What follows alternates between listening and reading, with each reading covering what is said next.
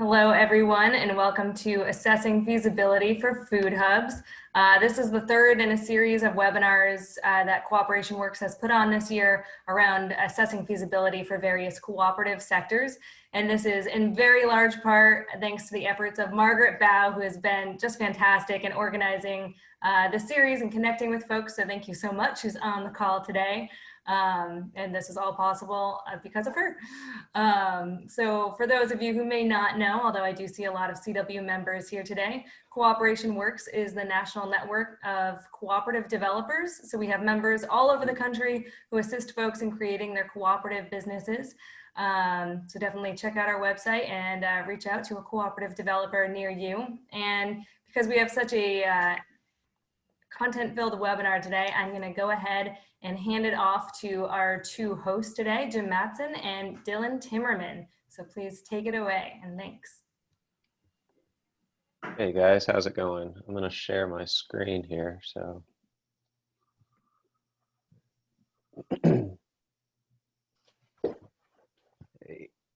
Jim, did you want to start this off, or do you have your intros? Go ahead. Okay. Hey guys, so I'm Dylan Timmerman, content manager at Matson Consulting. I'm here with James Matson, Jim, our managing member and principal. We're gonna do this.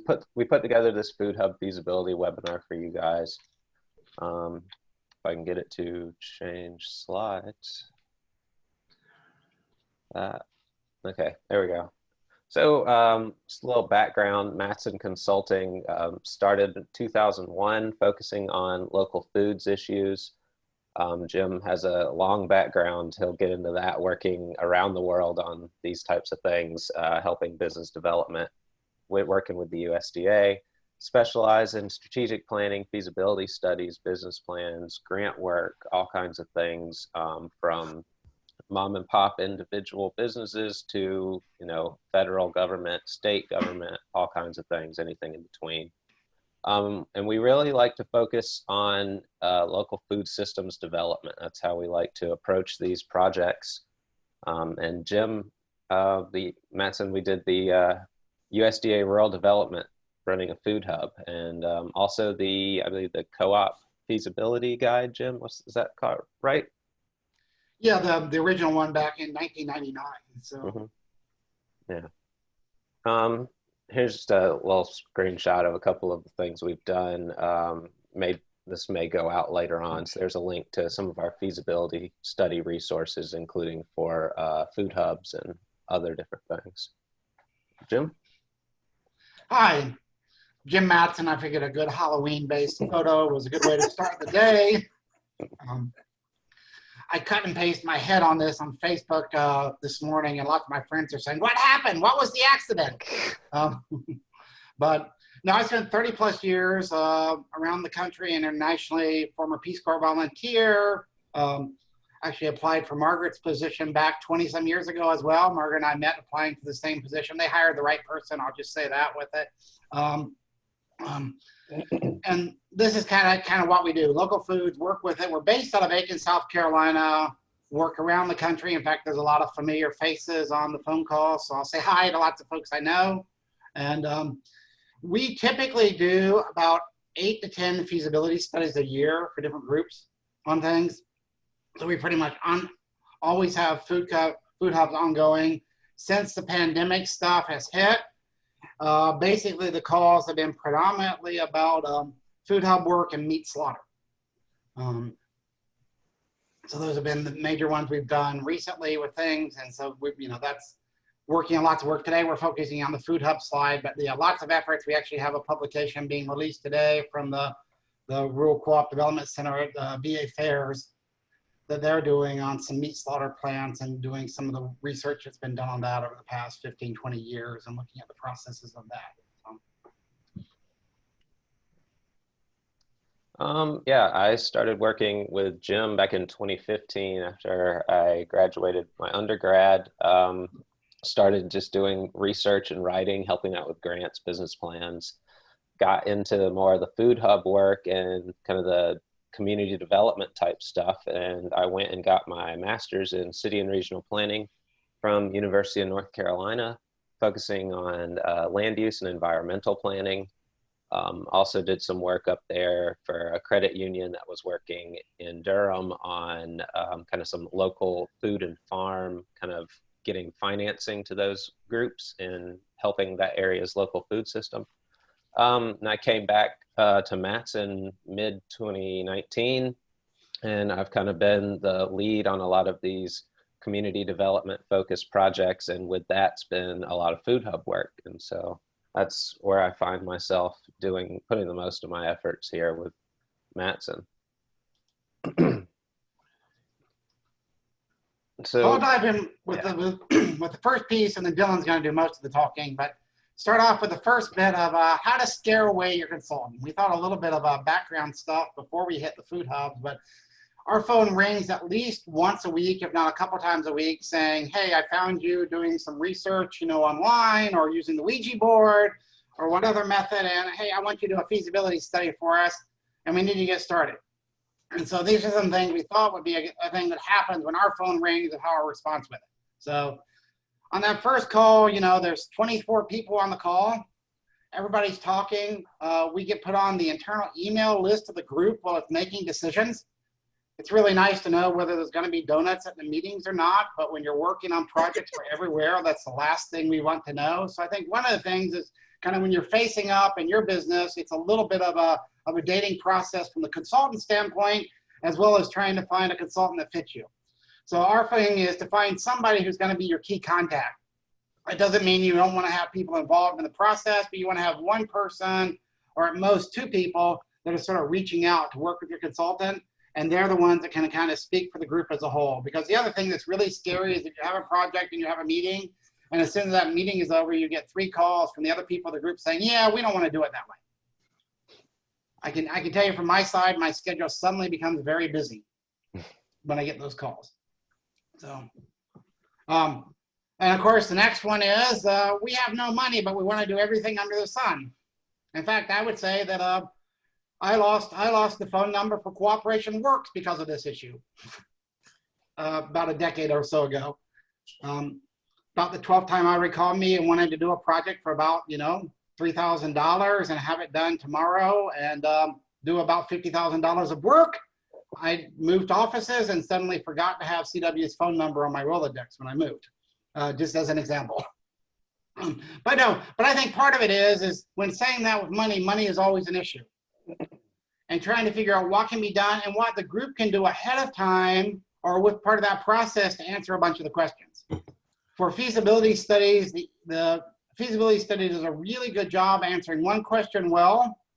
It can answer 2 questions okay, but the more questions you get, you're kind of raising to the power exponentially of both what it costs, also the time it takes, and a lot of times the theoretical value of the study.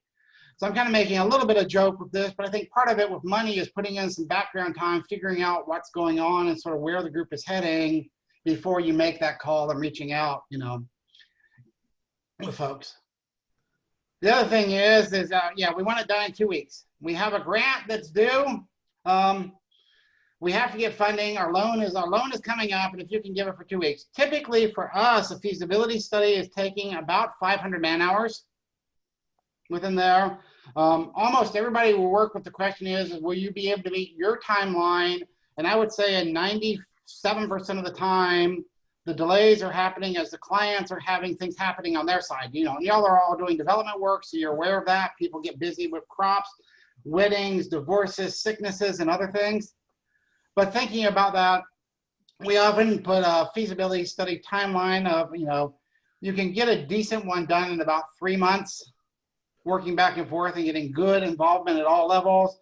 Often it takes about 6 to allow some digester and community involvement and those other pieces in time within that. The favorite one, we know the answer of this already. I'm sure y'all get those from the entrepreneur well. We just need to put it on paper. And we figured out this is great, but in order to get these stupid people from USDA to fund us for a grant, we have to have this dumb feasibility study. So just write it down real fast. We'll give you everything and it'll be done. That's a great way for me to, suddenly be busy. Now I would say, for those that are on the co-op side, we know co-ops are sort of screwed over on the grant rules for VAPGs. And so even though the co-op has been doing this for 20 years, you still have to do a feasibility study. under the rules. Those are pretty easy to prove they're feasible if you're already doing it. So that would be one I said you can do a little bit quicker. But still, what we find a lot of times is just putting it on paper and doing that outside view really helps folks plan. In fact, on a lot of clients that we work with, they tell us that the grant funding we do, and our group ends up doing about a little bit over $10 million a year of federal grants for folks. And for a lot of people, what they say is the money was really nice, don't get us wrong, but the biggest thing that helped us was the planning and figuring out where we were going. So with that being said, I was going to do a quick highlight. I was standing in New Orleans about March 15th of this year at a national Food Hub conference for the Good Food Network at the Wallace Center. I don't know if any of the other folks were at that meeting with it. As we say, as the world was coming to an end. And I was literally in conversations with folks at Cabay Valley as I got told they were arriving at Google and Google was closed. We also were meeting with folks from the Philly Common Market and chatting with them when they were delivering to universities and they were closed.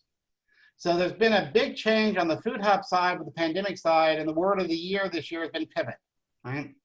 After COVID, I think the first word would be COVID, you know.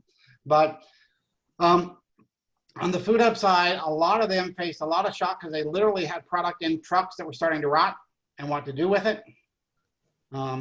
After that shock, for the first couple of weeks, people that were set up with the labor, the expansion this year has been both in, setting up COVID-19 protocols for folks, as well as working on particularly CSAs and the farm to food box program, the USDA program on that. A lot of folks on the local side have been, they know how to handle food, they know where to find it. If you had any meat through June, you couldn't get rid of it fast enough. Some of that has slowed down a little bit on the meat side the past couple of months, but we've seen a lot of hubs. I think one of the groups, Lulu's Local, with some of their groups, they saw a 650% increase in sales so far this year. So anybody that could have outreach direct to consumer, that's where most of the groups have gone. And some groups are now facing the dilemma that as restaurants and whatnot have come back, how do they replace that, or how do they come up with it? So a lot of groups have been, it's finding, extra food. That's always been, on a lot of hubs, it's been more the issue, where does the food come from? Not where's the market's been for it. And in most cases, that's been the bigger issue. But for us this year, the theme has been really, like I say, running on the retail, on the CSA side, and boxes to people and trying to do direct to consumer. There has been some work on the health and wellness side for funding out of some things from the CDC. And then there's been some additions for people at local schools being able to accept some local food and having a little bit more inventiveness than they may have had in the past at some of the school level providers. So I just wanted to hit that as a little bit of kind of what we've been seeing in the market with growth and new people coming on. And with that being said, Dylan was going to kind of dive in and sort of walk through a little bit of, how we're working through particulars of a Food Hub feasibility study, a little bit of background on some of the numbers. I know this will be a review for some of you that are already working in this area, but I figure some people haven't. So a little bit of background on a few of the numbers, and then a little bit of what do we face when we're kind of go through a Food Hub feasibility study, and what makes some of that process different than what we might face in working on some other types of studies. Take it away, Dylan. Yeah, so pretty much, yeah, Jim summed it up there. Food Hub feasibility, what to know before starting. Yeah, there we go. So pretty much the basics. What do you mean by a food hub? The USDA definition: business organization actively managing the aggregation, distribution, marketing, source identified food, primarily from local and regional producers to strengthen their ability to satisfy wholesale, retail, and institutional demand. May seem straightforward, but when we get into looking at what that looks like on an individual business basis, it's just so broad. There's so much debate over that. Here's a little diagram that kind of shows the idea of what a food hub does, coordinating, that from aggregation from the different farms, some sort of distribution network to an end customer. But really, when we get to starting one of these feasibility studies, our first goal is trying to figure out what the client wants their food hub to be. Like, what is their, what do they imagine when they think of the food hub? And it's a lot of function over form. Here's just a little excerpt from one of our things. In many cases, food hubs share information with end users, where, how the food was produced, providing a greater connection between producers and consumers.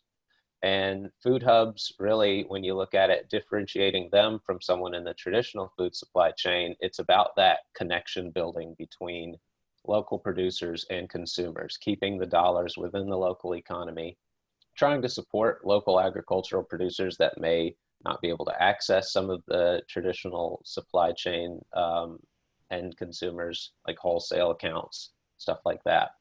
And we have experience working across the country on food hubs of, all different types, different scales. We're working on one all the time. And so really this presentation boils down to, us kind of showing some of the rules of thumb that we see that crop up and how we kind of address those. And here's just kind of some averages that are just kind of pulled out from some data, some national data from National Food Hub Survey. Average sales 2017 exceeded 2.4 million per food hub. The average food hub had 16 paid employees, and they were working with 78 producers. And you see, that's just kind of the direct impacts. But when you look at all the producers that they're working with, each of those is its own business, supplying, supporting its own employees, everything like that. So really, food hubs are about looking not only at the impact individually, but how that expands throughout their community. And I was going to make a comment on that one Yeah. too. The data on that, the national study, there was a little bit of bias because they had a couple hubs in there that were very large. Mm-hmm. And so it boosted some of your numbers, particularly on the employee side. Yeah. Over that a lot. A lot of hubs that we see are running 10 or less employees. Mm-hmm. And when we get to some of the later on averages, you'll see some ranges, and it really puts it into perspective, the discrepancies between small and large on the food hubs. So yeah, good point, Jim. Starting with kind of the, I guess, the form parts of the food hub, here's just some organizational structures. Every food hub, they have to choose from the beginning how they're going to organize themselves in a way that works best for their mission, what their current capabilities are, and the type of activities they want to perform. So here's some examples here. An independent entity, just kind of a food hub organized on its own, get the most flexibility in their operations, but they have to bear, pretty much the full cost of everything they want to do, and trying to find labor, everything starting from the ground up. Whereas you have like a divisional entity, we see this plenty of times with nonprofits, where you have an existing organization that wants to establish a food hub as part of its efforts. Maybe, they're focusing on community development and decide food's the way they want to go. So but things with that, so you get to benefit from existing management, personnel, contacts, the brand name, funding sources, especially for a nonprofit that's starting the food hub. But, the food hubs may be doing different target customers. It's different operations that require adding new staff, stuff like that, that can sometimes get a little out of hand for an organization that's not really prepared for that. And then shared use entities. So this one, we'll get more into partnerships. We'll touch on those a lot throughout this, but find a food hub that's able to find some partners that it can share assets with. So some ways to minimize those startup costs, which can be pretty high. So, maybe there's shared resources, maybe there's a shared building that has some cooler space that the food hub can take part in, stuff like that. So, cheaper startup costs sometimes, but kind of missing out on that independence. Operating structures. So moving into how the food hub's selling, direct to consumer, wholesale, and then hybrid, some sort of combination of both of those activities. And these can look, inside each of these, they can look very different. Direct to consumer, typically fresh produce, dealing with families or box orders, drop-off locations, things like that. So CSA, online farmers markets, buying clubs, mobile markets are kind of the popular forms of those. And wholesale, there, we'll get into products later, but you see a lot of different product differentiation, adding in more meats, dairy, shelf-stable items, stuff like that.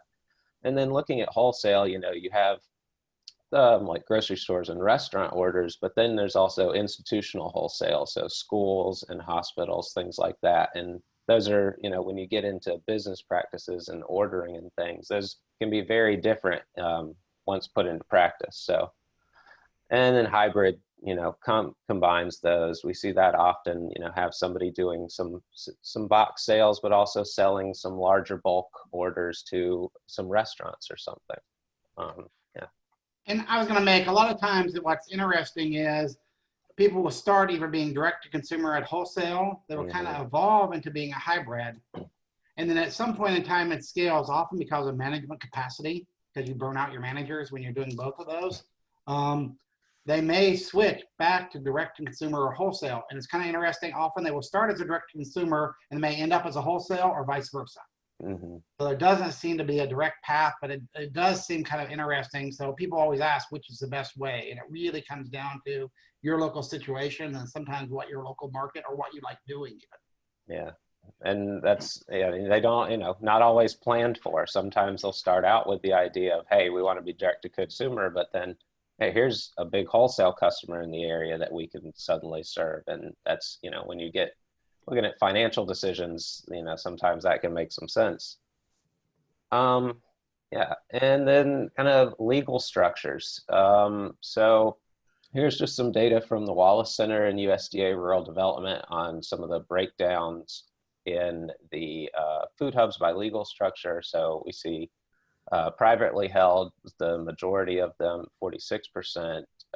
Nonprofit food hubs, they're second most. Cooperatives, and then publicly held, definitely the smallest amount. Don't see those as often. Things like a city has like a farmer's market area that they're wanting to set up a food hub in, or they own a building that they're looking to make use of somehow. And we get into talking about cooperative food hubs here, but really with cooperatives and nonprofits, it's a lot of times about that mission. And that's really, you know, goes into the core of what makes the organization and how they set it up. Jim, do you have something to say? I was just going to say, I'm probably interrupting just what Dylan was going to say, but from a functional standpoint, the co-ops are not any different than the other entities on that. A little bit on where the returns are going, but food hubs typically aren't making, and we'll talk more about this later, but aren't having very high returns coming in. So it really becomes a fairly small, you know, issue. You know, a lot of it, as Dylan says, is just the mission of where people are starting from to begin with. And we see a lot of the co-op principles getting adopted by organizations that weren't established as a cooperative with, you know, doing that from the beginning, but they want to bring in these ideas, like maybe having some, you know, producer membership, getting more buy-in. That's a lot of what it comes down to, is looking for that buy-in, and they're realizing, hey, you know, implementing some of these cooperative principles is really one of the ways that we can build buy-in from both the producer and consumer end. Sorry, I jumped ahead of myself. But, you know, we look at when we're thinking about that, the three cooperative principles, the user benefits, user owner, user control, you know, that's really what it comes down to with this. And I think we're actually working with a group right now that's looking at how to implement some cooperative principles into their organization, because they're looking for more producer buy-in in their sales program. And so that was what they're looking at, is like, hey, how can we implement cooperative principles in something that's just formed as a traditional nonprofit? So moving on into kind of more the function of the food hubs, product type. And this is kind of early on in the food hub process. You know, that's what we got to narrow down. Most food hubs you see here are like almost 9 out of 10 fresh produce. That's traditionally the most common thing. It's usually the most available in an area. And then as we go down the list, meats, poultry, eggs, next most common, and then we get down and down, we get into processed things, see those less often. And with produce, one of the lower requirements for storage on a lot of things, there's a lot to do with why the products are chosen. And it's really based on, who are the producers in your area that need your help? Who needs the food hub? Is it a local meat producer? Then you're going to have to think about what that plays into in terms of your startup for your food hub, equipment, stuff like that. But if you're only focused on produce, then, it really leads, thinking about the product type leads down the road in terms of equipment, facility needs, labor needs. It kind of builds on itself. So knowing this at the start is pretty important. And then oftentimes, especially with value added items, processed items, those kind of get built in later on. We see a lot of producers who are like, hey, we'll start with, fresh items that we don't have to do anything with. But then maybe we want to do some cutting, some freezing, some light value add. And, what does that look like later on in terms of adding new equipment, staff, but also building, new clients. And, can't talk about product without talking about seasonality, especially with fresh produce. So, seasonality, it impacts the sales and it impacts the pricing. So, things are going to vary, and this is going to vary not, throughout the country, but also within one region. Even if you're looking at a food hub that's sourcing from, 100-mile radius, the growing seasons and the product variety from producers in that large radius are going to vary. So it's really important to think about that and think about what producers are producing what and when, and also thinking about season extension opportunities, which involves both in-house and on the producer end, kind of thinking about what do the producers have already? Are they already running greenhouses? Are there producers who are already doing some, freezing or light processing or something like that? Or is that going to be something the food hub has to take on internally? Something to think about. And yeah, here we get into just kind of pretty much a big listing of different services, kind of summarizing some of that function type thing and really bringing home, in my opinion, the idea of the food hub being that connection between local consumer and local producer, and that being the real differentiating factor between when we think about food hubs versus a traditional food supplier or something like that. And these are some common services that we see. Again, these, very dependent on the food hub and the needs and of both the producers and the consumers.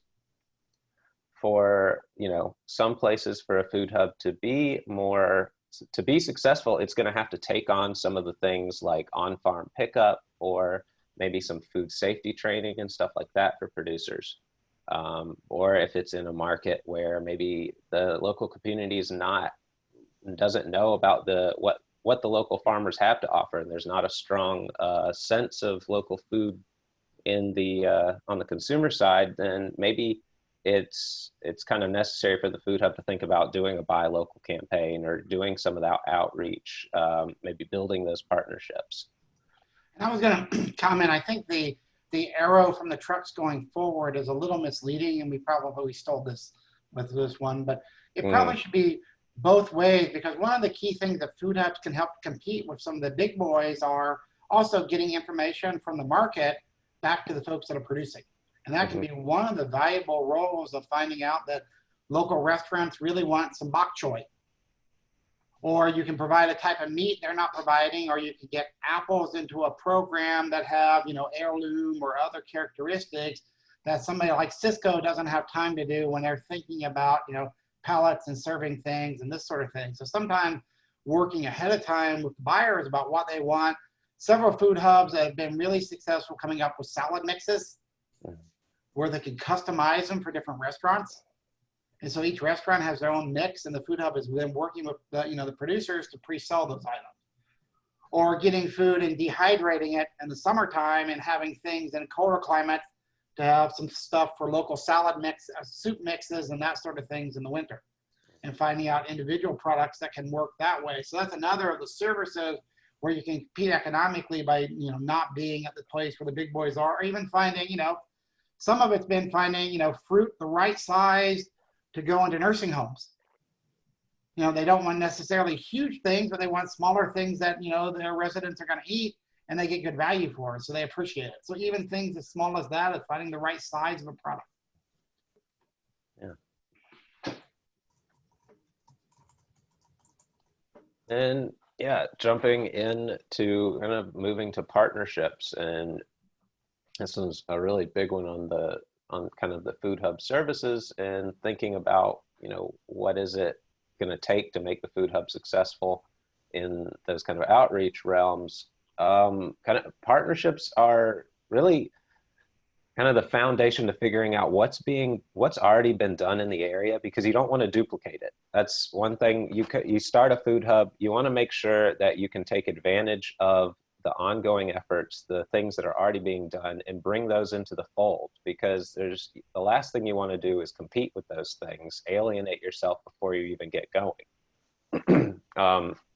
And with partnerships, it's opportunities to find ways to kind of reduce those startup costs too. Is there a partner who has access to some cool cold storage that you can get to? Is there somebody who's out there doing farmer outreach and training that the food hub needs to bring in to help with its producers, stuff like that? And really building those partnerships, we've been able to watch this firsthand with our work in Alabama here recently on a food with Auburn down there.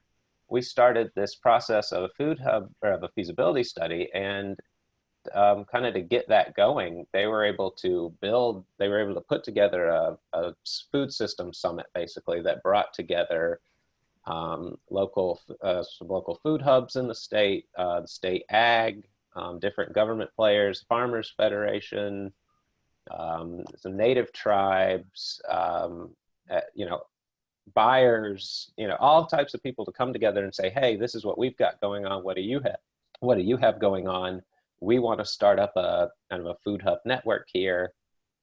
And then from that meeting, they've been able to have they've established this collaborative that's been able to have regular meetings every month. They've been going through, the visioning process. They've got themselves, getting all the members to figure out the key goals, the project areas they want to do. And so really they've been able to establish this core partnership of a whole bunch of people that they're then going to be able to leverage to help develop these food hubs, as well as other local foods, activities going on. So it's, and especially with funding, you never know who that can find some funding for you that you couldn't get yourself. So producers, suppliers. So largest expense for a food hub is going to be product supply. And everyone wants to pay their producers as much as possible, keep them as happy as possible. But it's important to remember that you can't pay producers if your organization folds under itself. You don't want to start something up with grand promises that then has to close, partway through the season, and leave the growers worse off than when you came in. And so this data here is from the 2017, 15, and 13 food hub surveys, kind of showing the range of producers that their food hubs have been working in. So, the average has been fairly consistent. The median, it's fairly consistent, but you can really see in that range there, that food hubs really span the whole spectrum. And when thinking about the number of producers you're going to be working with, really the exact number isn't going to get you what you need. It's really about, what size are the producers in your area? How much are they willing or able to sell to you if they're already engaged in some things? And there's a big difference between getting 10, 20 small producers versus getting one or two large scale producers that can provide you what you need. And, those have a lot of impact on your operations too. You kind of want to have fewer suppliers giving you what you need for consistency, especially for like wholesale orders and things like that. And I was going to comment, sometimes it's worth when organizing to organize a subsidiary cooperative. That you may have some smaller scale producers that you organize them into a co-op, and then that co-op provides a delivery into the hub itself. So sometimes it's even finding that second layer that helps to work and can do some of that quality and training at that not everything is always done with one entity. Yeah. And if you're able to, differentiate in your growers, you can really kind of target the types of assistance that certain growers within your network are going to need that others may not. So like Jim said, and you can help, build small collaborative networks within those. Getting on to personnel, labor, product size, product and size, it's all going to affect your personnel needs and the type of hub, direct to consumer versus wholesale, and really the scale of it. It's all going to impact the type of labor you're going to need. And you're going to be thinking about, volunteer labor versus hired employees, seasonal labor versus permanent, if you're running year round or if you're only open a few months out of the year. And then also hourly versus salaried employees. So in the second Food Hub benchmarking study found that the highest performing hubs pay more for their labor, but they get more performance out of that labor. But really, when thinking through your financial model, we do a lot of work with that. We sit with our clients, and it's really kind of about how do you see this growing? How maybe we don't start with any salaried labor, but you just got to build it up.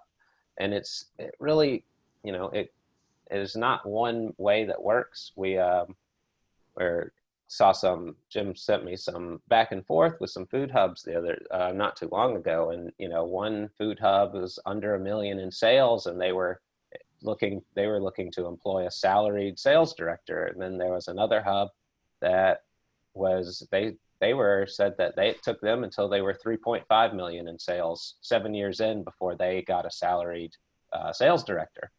So, it really comes into how you've planned for these type of things. And, there's not one size fits all. And here's just, thinking about paid staff versus volunteers, which typically is more of a direct to consumer thing. Once you get into wholesale, there's oftentimes the bigger orders, there's a lot more needs involved, larger facilities. You're probably going to have, supervisors, things like that. But stuff to think about, consistency in size and scheduling for paid versus volunteers, but, then lower cost. And, this here was from the beginning when Jim mentioned that the kind of those averages we pulled out were kind of skewing towards the large. Here's the 2018 Food Hub benchmark study, which I think was like 48 different hubs. And they provided like a very detailed financial operational information. And the study kind of put together a benchmark hub that was based on those top performers there. And so, here in the orange box, you kind of see what their benchmark hub was looking at. And there, 4.28 full-time equivalents. And each, Hey, Mary. 4.8 full-time equivalents, the big difference compared Color to is it turkey?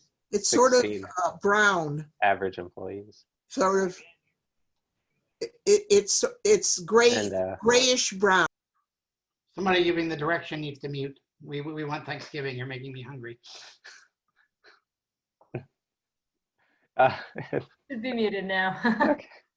And 38,000 in labor costs per worker equivalent. And the number that I find really interesting is the sales per worker equivalent, 365,000 over that. I'm just thinking of that Thanksgiving now. Yeah. Okay. So moving into kind of some funding things. So funding also, this is extremely varied by organization. And this here is from the National Food Hub Survey, looking at dependency on grant funds. And you can see here, 2013, the majority not at all depended on grant funds. And then as we've grown here, especially the highly dependent has jumped noticeably. Also note the different, between 2017 and 2013, the number of food hubs reporting on there, only 97 in 2017 versus 188 for 2013. But still, most are either somewhat or not at all dependent on grant funding. And when you look at that in terms of legal structure, so for-profit versus a nonprofit, the nonprofits are making use of foundation funds more often, whereas for-profits are more often making use of federal and state government grant programs. And then with cooperatives, they kind of fall in the middle. They seem to be using about equal amounts federal state funding as foundational funds. And I will say there's been some knockdown on federal funding for numbers of projects, particularly with the LFPP program, the Local Food Promotion Program, when they knocked off their grant from 100,000 to 500,000. Some of it because they didn't have the capacity to manage all those grants. It really knocked down a lot of the numbers of food hubs that could be funded. So a lot of people had grants in 2017, but those numbers have really dropped since then because that was the year they made the changeover. Mm-hmm. So I will say the exact number of hubs have dropped, even though the amount of federal funding is the same. Yeah. And funding here's another opportunity where we often see the partnerships coming into play.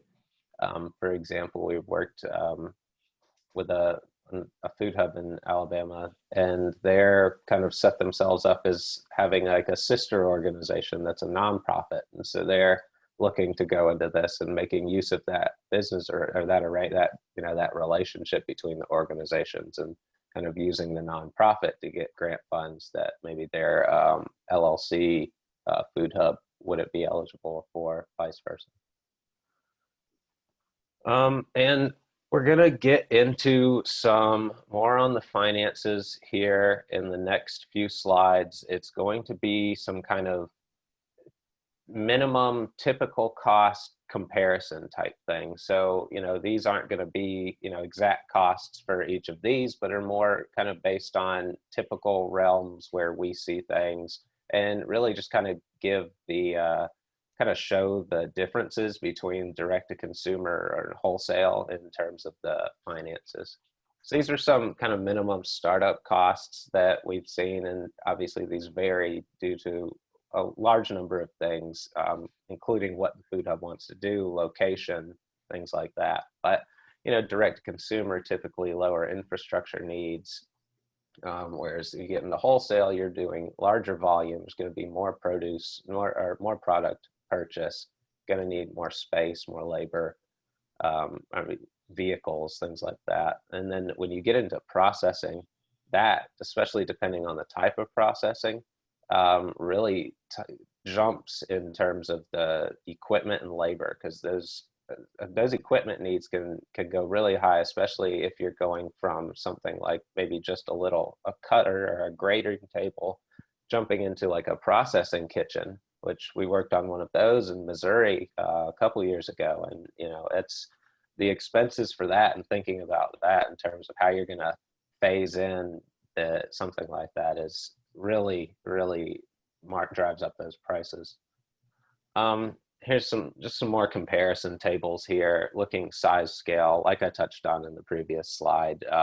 Typically, you're going to need larger facilities for wholesale just to handle the order sizes, and delivery vehicles. But then, as I said, you get direct to consumer, and you're doing maybe some box drop off or something like that, and maybe all of a sudden then you need to buy some vehicles. So things like that can definitely vary. And here's another one looking at staff and then some sales levels. like I said, with the paid versus volunteers, typically direct to consumers, especially earlier on, volunteer labor is pretty common in those. And then these sales numbers here, we'll jump into those in a little more detailed on these. And this kind of, when we do these feasibility studies, we look at them kind of, you know, where are we going to, what do we need to reach break even? What is a growth period going to look like for you? And then what is kind of that viability level, that kind of where are you going to be stable at? And these are some numbers that we have for direct to consumer, the 314 going up to the 550, 566. And we put those down as kind of minimum numbers they take. I think that was where sort of that, you know, obviously labor being expensive can really change those numbers, you know, within there. And by viability, what we're sort of saying is you have enough money to replace your truck and equipment as it's amortized and get a couple percent return. Yeah. So, you know, when we're not talking about, you know, Google or Amazon levels of returns on these things, definitely.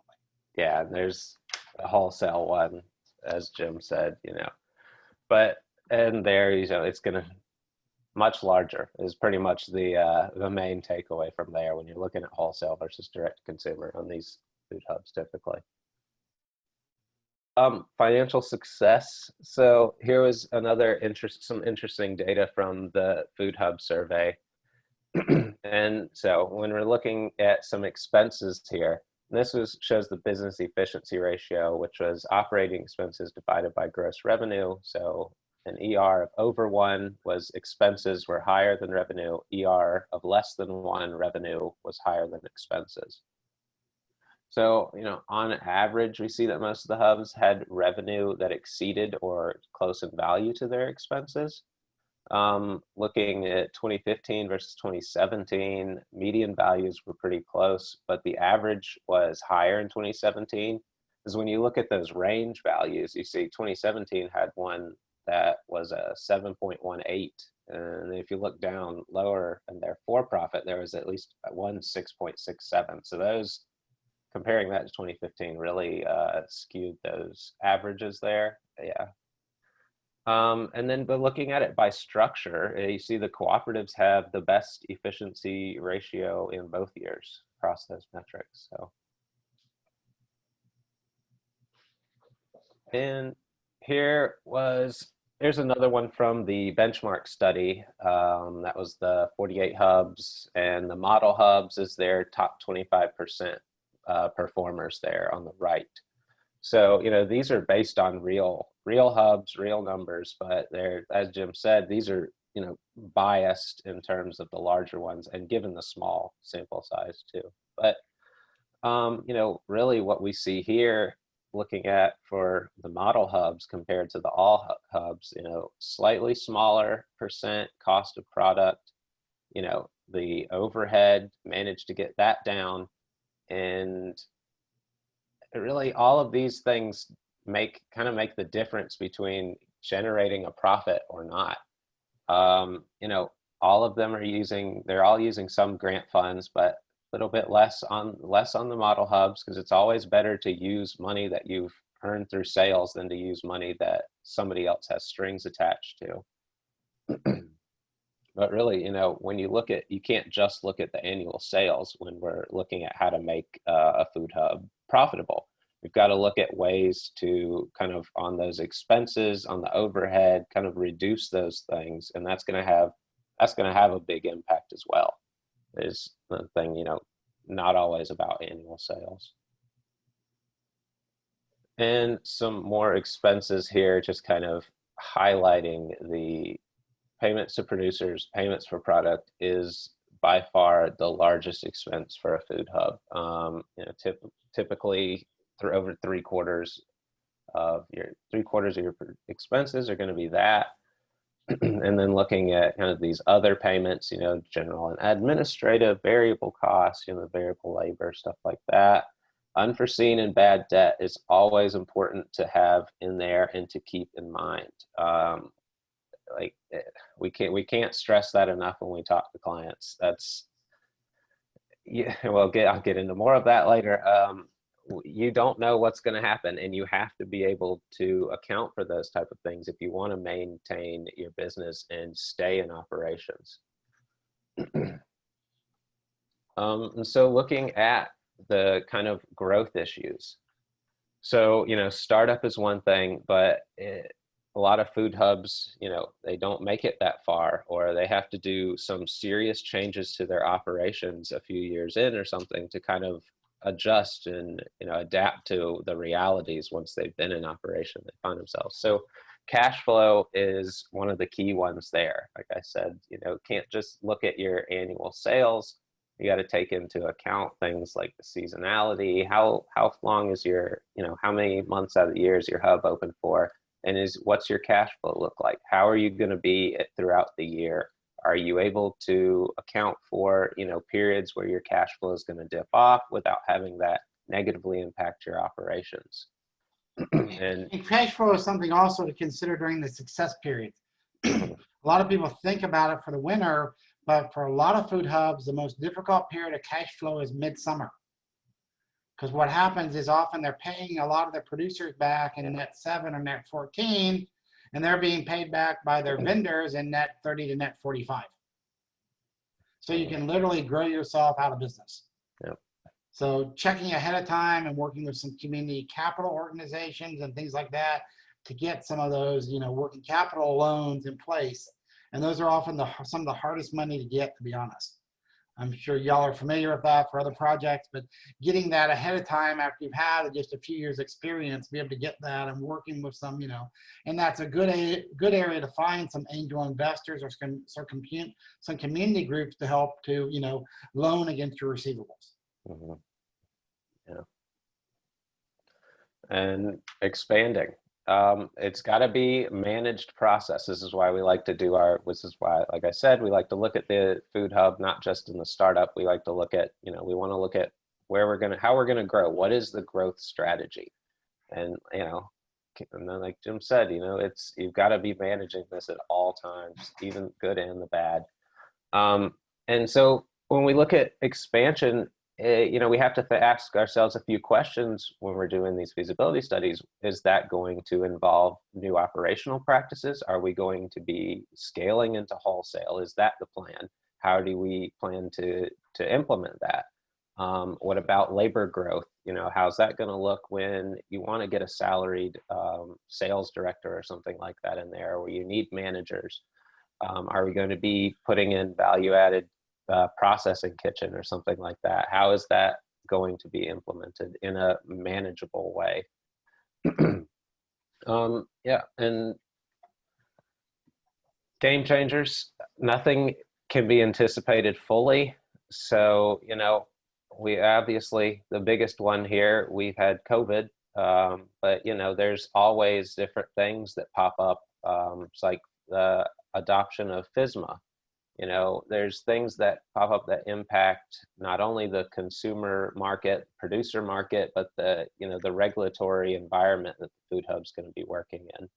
And it's, you can't really predict how you're going to adapt to things that you don't know, what they're going to be yet, but it's always something to be thinking about. And, we saw, Jim mentioned this earlier at the beginning, some of the changes that we've seen for food hubs and how they've had to adapt to COVID, local food suppliers stepping into the traditional food supply chain, taking new grant opportunities, box food, stuff like that, disruption of the market, and kind of, seeing a decline in restaurant customers, having to look elsewhere, selling to other food hubs, things like that. And, there's a lot of opportunities during times, times like this, as well, that kind of, maybe things get put in place that wouldn't have been put in place if some of these events hadn't happened. So, and regulations, as I touched on, these things, not only do they change, they change over time, but as your business grows, you may be facing new regulations that you wouldn't have at startup. So, that can be not only on the food hub side, but also your producers. So again, for example, with the food hub in Alabama we're working on currently direct to consumer, small scale producers that don't have the safety certificates oftentimes, you know, and they're looking to go into wholesale. And so part of that project is going to be, hey, what is it going to look like on a regulatory side for the food hub facility and the growers? How are we going to be able to scale the growers up with the food hub to be able to meet the wholesale market? Because if you want to go into wholesale, but half your growers can't serve those markets, that's not gonna do you very good when you do that. And here, before we get into kind of some best practices, these are just a couple things. When you're working with a client, you're not, you know, there's always going to be some headbutting on little things that, you know, just, you know, may not be that important all the time. And because these studies are so broad and they involve so much detail, so much data gathering, and they take so long, there's a lot of things that, you know, in those mix, you've got people who want to see certain things changed. And so one of the most common ones we get are labor rates, gas prices, getting stuck on individual product prices. You know, for like gas prices, for example, those are changing every day. They're different from across the street, one place to another.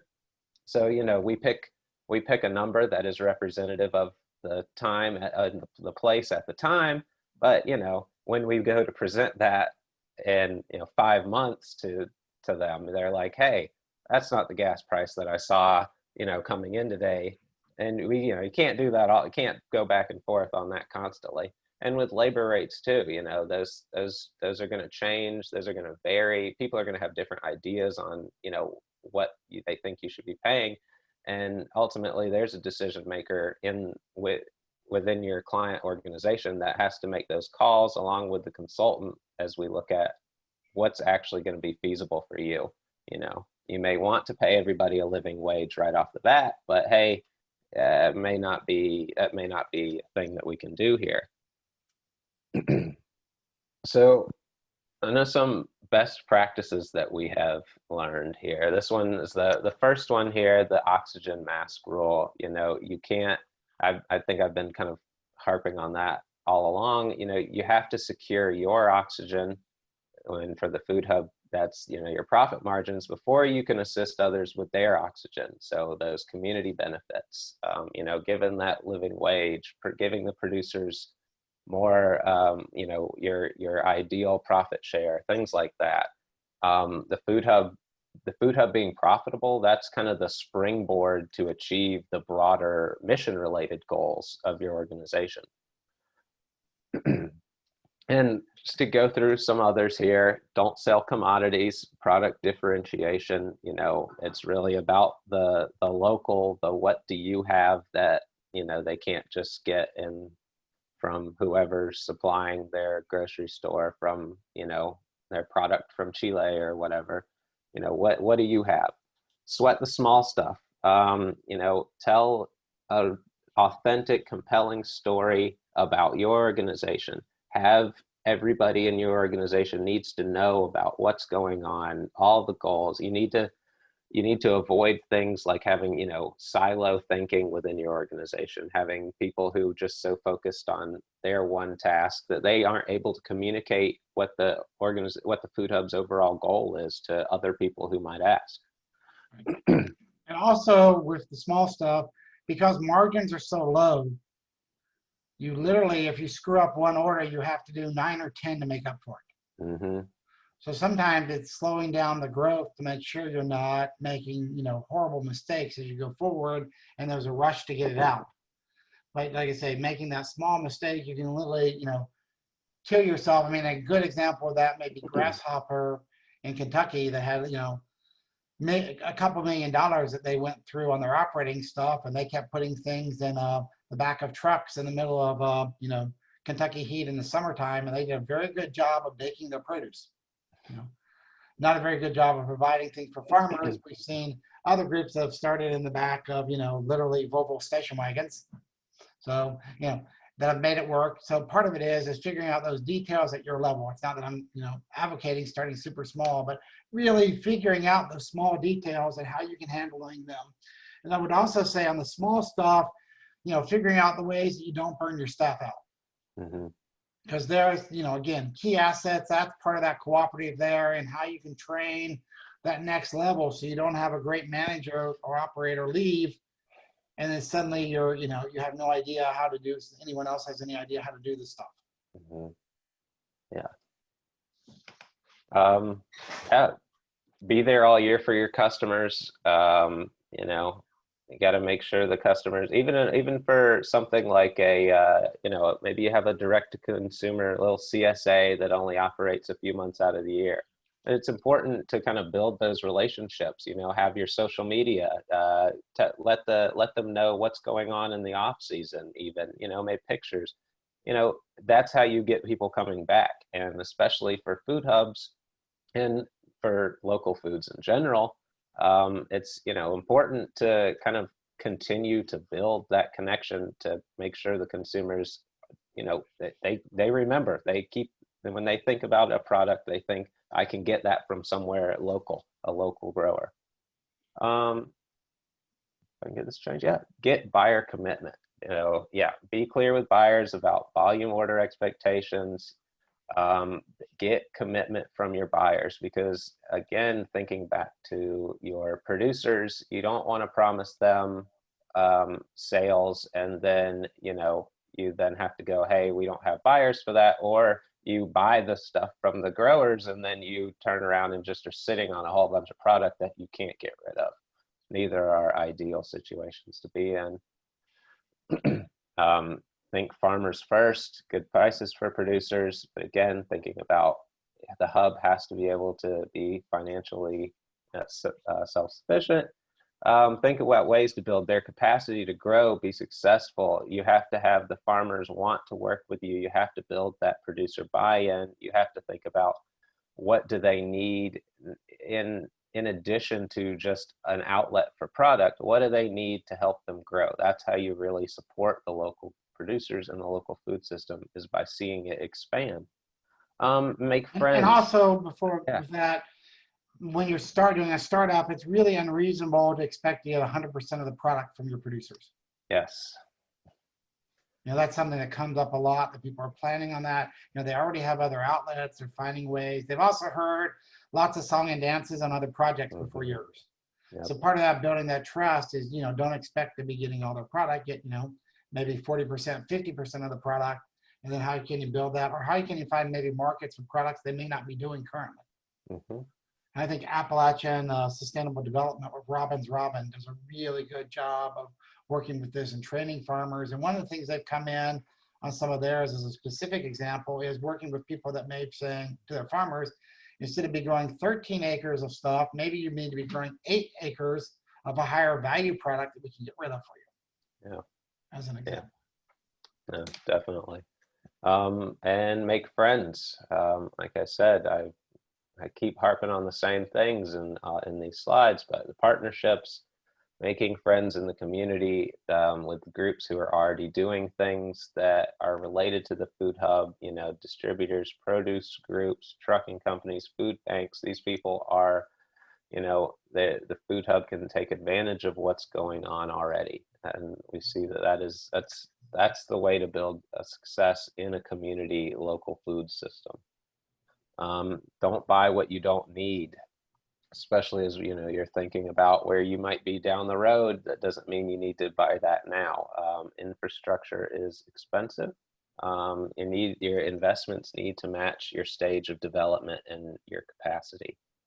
Don't poison your customers. That's food safety. It's very important. You need to make sure, not only on the food hub end, but the producer end, that your products are high quality, they are clean, going through all the proper regulatory measures to make sure that, the consumer is, not put off by the idea of, local means low quality, And that may be having to say goodbye to a particular producer, and sometimes it's harder on the co-op side to do that, but saying goodbye to a producer that can't, doesn't meet standards consistently, because that can ruin it for the whole group. So we really recommend a sliding scale of both training, but also of sanctions of people that aren't following the rules. So starting Yeah. with smaller sanction and ramping up over time, and it may be telling somebody you can't work with them as well.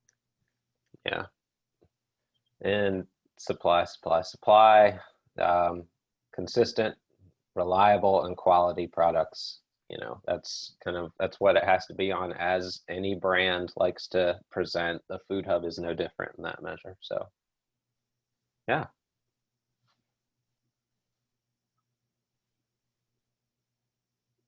I think that's our bid, where I guess Yeah. we're open for questions and comments with it. And I can, back to you, Alex, I guess. Yeah, thank you all so much. That was really fantastic. And I know a couple of people had to hop off, but shared that even what they were able to stay for is super informative and already really helpful to their project. So thank you so much to Jim and Dylan. A couple of questions did come through while you were presenting. One is from John, who did have to hop off, unfortunately. But much earlier on, he asked if by privately owned, you all meant corporation or LLC or partnership. Yeah, that's the USDA's definition, which I don't like very much. So they sort of separated it into privately owned, nonprofit, and cooperative. So I would assume privately owned includes corporation, LLCs, anything that had Yes. nonprofit. And of course, we know that co-ops can also be, for-profit and not-for-profit as well. So I've argued with him more than once that that's not the correct way to divide things. But if you can convince the federal government of things, you're doing better than me. We also had a question from Margaret, or well, I guess kind of a suggestion. She also had to hop off though, which was if you feel comfortable naming names, if you could share some examples of food hubs that you think are doing an outstanding job, or examples of someone that really does some things well.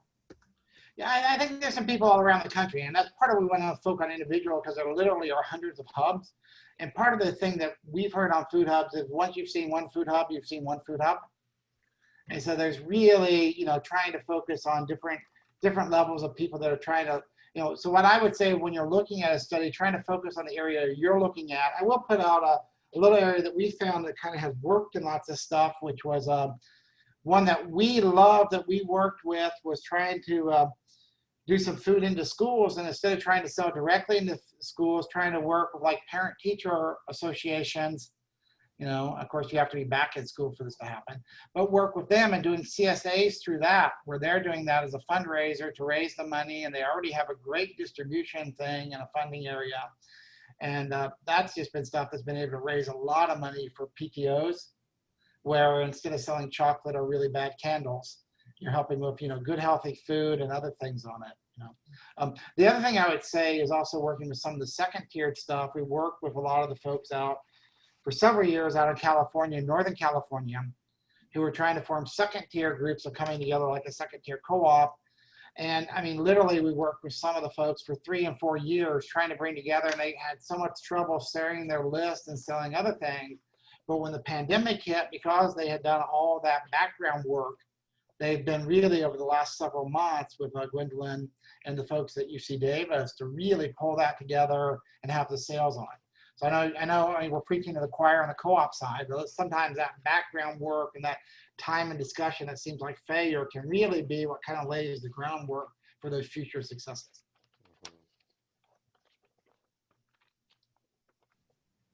Thank you. We had a question come in from Pamela. What tribe or tribes were involved in the planning of the food hub? I'm just curious because they're working with a few tribes there in Minnesota, and people are looking at existing infrastructure, like processing facilities in the place that could be shared. Right. Tribes have been good. I mean, one folks are some of the folks like some of the Cherokee out of Oklahoma with stuff. I mean, you get into interesting things with some of the indigenous groups because you can have matrilineal organizations working with that. So, and working with future areas, the tribes have a nice thing to their access to some different funding sources with that. The other issue that they can have within it is sort of sharing and figuring out some of the tribes, if they have a casino business, it's been a great feeder of trying to create jobs and working the food, through the casinos. And that's been a wonderful outlet, both in California, as well as running some of the stuff in the lower Midwest as well, with several groups on that. There was one of the, when we did one in Missouri, they were working with a tribe that had a casino as well as a cattle ranch, and they were working with them they were going to do some processing and then sell. Right, they had a Tempest Bledsoe design processing facility. Yeah. And the ones we were working with, not we, but who were involved in the Food Summit in Alabama, was the Porch Band of Creek Indians. So I had been looking and I was like, who? are working with at the same time. But I would also say some folks like the Hmong producer groups up in Minnesota, we were mentioning that, have also been very active and very involved. In fact, there's some issues about some mergers and other things that are ongoing now with that.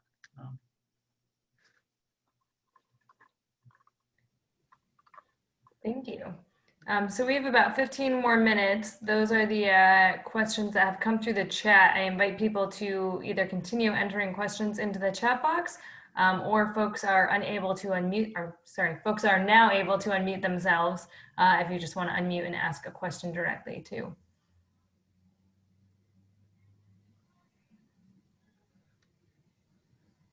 I guess I have one. We work with startup food co-ops, mostly planning retail storefronts, or at least that's what we're hoping they're trying to do. But a lot of times they have the idea that they can incorporate a food hub operation alongside their retail. Mm-hmm. And have you seen that done successfully?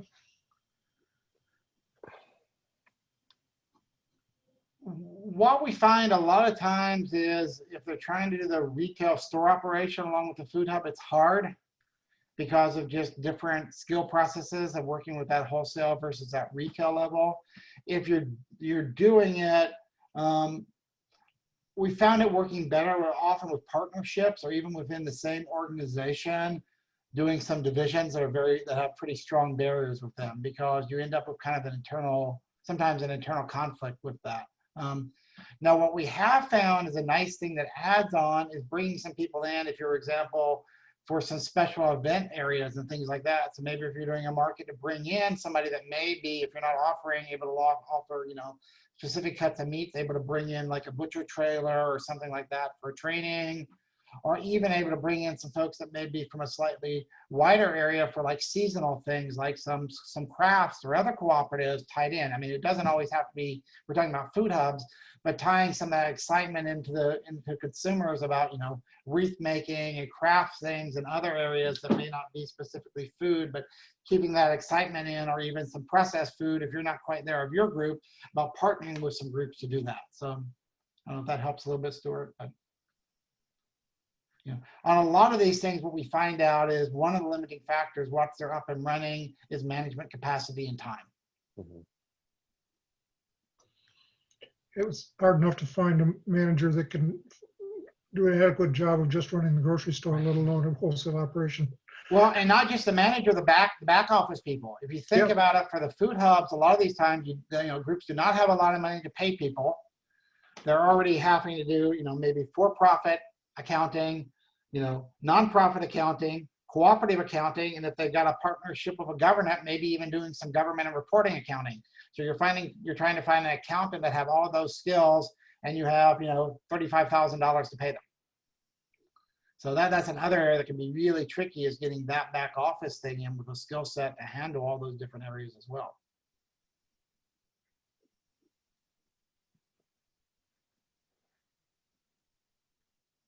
Dylan, you did a great job. We put everybody to sleep. Perfect. Yeah.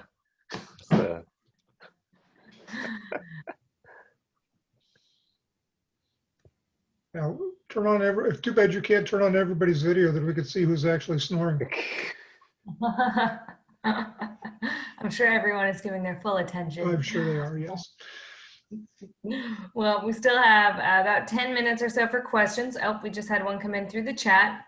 What are some sources of information for feasibility studies that you would recommend, particularly free ones? Actually, there's a lot online, but one of the first places I would look is that's a great question, actually.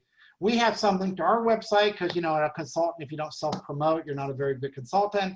But another great place, the Wallace Center, the National Good Food Network, has a lot of places for food studies with that.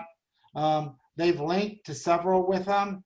And there is a toolkit, the local food toolkit that was done out of USDA funding. Don Tomany, folks at Carolina, at AMS, also have a lot of that. They also have a lot of multiplier and implant data for those that do the rural development stuff, and your economic development wants the fancy multiplier number. That's a great place to pull that out as well. Now, that's a really good question, and there's a lot of studies out there. So, I mean, before I did anything, I would search, and there are literally online, you can find, you know, 75 different studies very quickly. And so you can kind of focus on ones that are doing sort of some of the program areas you're looking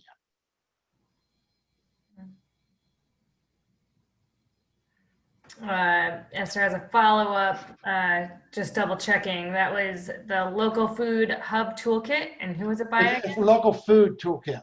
Local Food Toolkit, and who was that by? It's a USDA AMS, the Ag and Marketing Service with it. Don Tomany is one of the researchers on that out of Colorado State. Those are there, but there's a lot of good studies out there on that one too. Awesome. Thank you. Looks like we've had a couple more questions come in through the chat. So from Diane, what's a general range of costs that people might expect if they were to hire Matson Consulting for a feasibility study? Sure. And what I always say when someone tells me they want a feasibility study, I say it's like buying a car. You want something, and do you need an old clunker, or are you looking for a sports car within there? So the more questions that run, typically what we think of as level is we're pricing our studies. We discount stuff for co-op work based on an hourly fee of staff time of $50 an hour. Other folks are paying $58 an hour. So when we're doing co-ops, it's a discount on our side because we kind of believe and want to support that. And it takes about, we think a typical hub study takes about 500 hours. So we start saying it's about $2,500, $25,000 doing a full study with stuff. The more questions you ask, the more complicated it gets. So it kind of goes from there, typically up. That's sort of the range that when we're charging with stuff. Sometimes for studies, if it's something we've done and people are turning things in for a USDA grant and it's already been done, the group is up, those hours go down. So that's sort of the range where we look is sort of that 25 to 35,000 is probably a good range, by including travel. So. Thank you. From Corrigan, we have a question. Do producers generally get a better price for selling through the food hub compared to trying to sell it directly? Or do they sell to the hub at a discount because the hub handles distribution, et cetera, for them? Typically, it's less than if they're selling it themselves because you got to pay that. You got to pay your staff to do that. But they also they're not having to take that time away from farming and other stuff. I think it's like any wholesaler, So that's why partially producers are usually keeping some of their stuff. You're not going to get 100% of there because they already have markets that they're selling to. So usually it's finding other markets or other areas in there. And back on pricing, we found that, hubs that kind of come in that if they charge, we've not been able to find one that can make money charging less than, keeping less than 20% of the retail price. Often with a startup hub that will run as high of about 30, 30, maybe slightly higher to be able to cover the cost. And a lot of the hubs, as you saw, the average was about 25, 26%, of the retains. Thank you. From Carolina Common Enterprise, not sure who from there sent in this question, but what have you done to evaluate the feasibility for slaughter operations? About 30 different studies working on it. That was actually some of the first work we did back to the 1999 slaughters, people killing hogs in the field stuff. And usually, I'll tell you my short answer for that is mobile slaughter doesn't pay for itself. On the larger animal side, you can do it for some ruminants and small animals, and that it's really hard. And again, finding that key people and cutters to do it, and multi-species plant have no returns to scale in the level of smaller processes. That's my 20-second spiel on slaughter stuff within there. But no, there's a lot of areas going on with slaughter, and it's a huge issue trying to find that within there. I'm not trying to be flippant, but of the sort of 30 studies that we've done, I think about 5 have moved forward. So it's a tough business. You know, even if you find ways to do a feasibility study where they can make money on paper, it's just the seasonality issues. Some of the other issues are really hard. The other thing is with slaughter, if you find a really good manager, there's a corporation that's probably willing to hire them for about twice what they're making that you can afford to pay them. That's my optimistic speech for this morning. But no, I think it's a big area, and it's a lot of area for a lot of interest and a lot of work. And there's some, some good things that are happening as well with that. Thank you. Well, we have a few more minutes for questions if anybody has anything else they have left to ask. We'll sit comfortably in silence for about 20 seconds while people gather up the courage.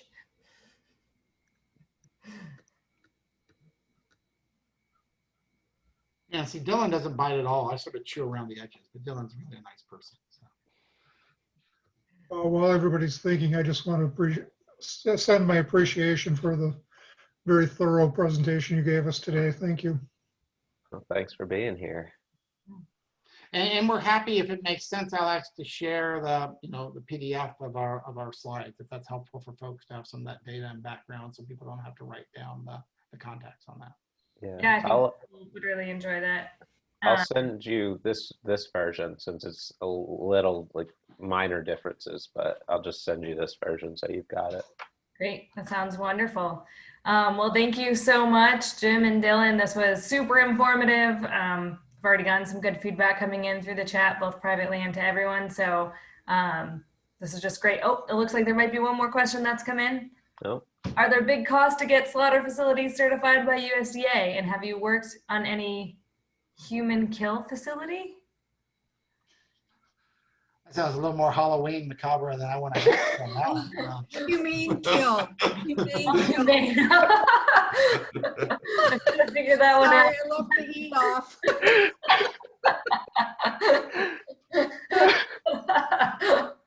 No, there are some, and there definitely are some groups, and like I said, I go back to sort of the Tempest Bloodstone stuff with that. There definitely are some groups that have worked with that and principles with it, as well as some of the New Zealand, kill and chill areas with that.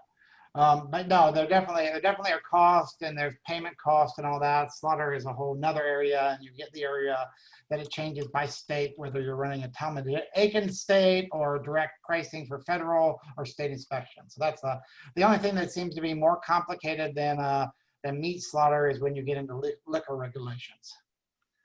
But I don't know, that's a very, very quick one with that question. But and I would say on our side, just that maybe as a closeout with stuff to say, reach out. I mean, that's what we do. We answer the phone to try to talk to people and figure out what we can do to help. That's why, I got into this, back 30 plus years ago, and that's what we try to do, to figure out what we can do to help people. Well, thank you again so much. This was really informative and great, and I will be sharing out the video with folks later today. So just once again, thanks so much. Can do a react applause. Thanks for having us. There we go. Thanks, Joe. This is really wonderful, and I'm sure people will be in contact to follow up on some stuff. So thanks to everyone who was able to join. Stay in touch for our next webinar.